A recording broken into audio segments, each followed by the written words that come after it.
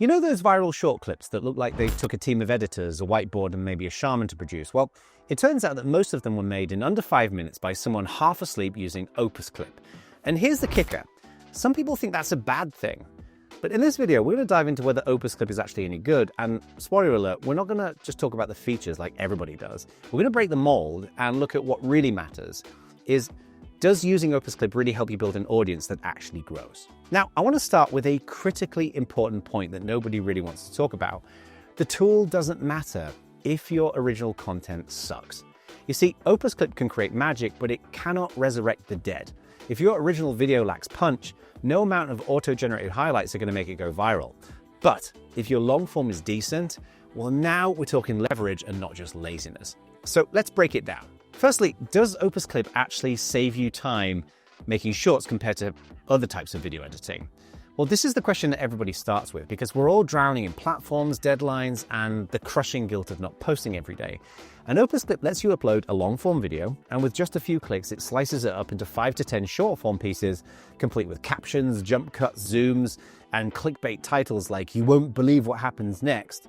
Now, compared to manual editing in Premiere or Final Cut, it saves hours, sometimes days. It's basically an unpaid intern pumped full of Red Bull with an eye for TikTok. So yes, it definitely saves time. So much it kind of feels like you're cheating on a test. But just like cheating, you're going to get caught if the quality's not there. But are the clips actually any good?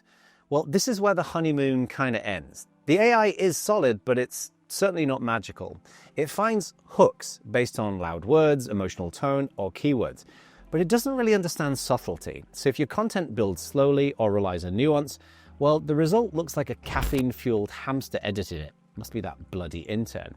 However, if your content has clear moments of value or energy, think storytelling, hot takes, or live reactions, OpusClip nails it. So yes, the clips are good if your content already has sharp moments. Otherwise, expect to do some post-editing.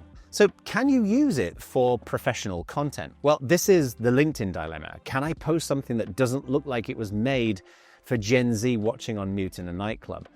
Well, OpusClip does have brand settings, so you can upload your font, colors, and logo, but it still leans toward that kind of TikTok aesthetic. Jump cuts, bold subtitles, and zooms that would make David Attenborough feel a bit dizzy. So if you're a fintech startup trying to look sophisticated, you're going to want to tone things down a bit.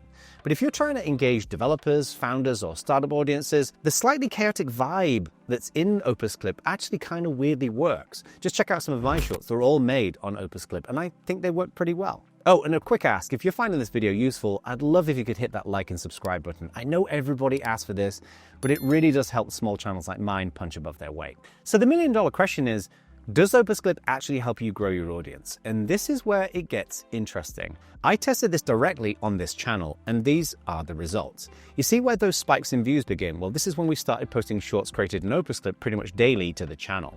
Now, shorts tend to get fewer subscribers, but subscribers are honestly a vanity metric. The way YouTube actually works is that it exposes your content to more people when it's good. So spikes in views, by definition, means you're getting more exposure. So yes, there's no doubt that OpusClip helps you grow your audience. And this is the kind of stuff we do at Stateshift. You see, most tech companies struggle to build reliable user and developer engagement, but we ride side by side with you with clear coaching and frameworks driven by 27 years of experience to deliver consistent product adoption, revenue, and brand growth. If you want to find out more, check out the link down there in the description.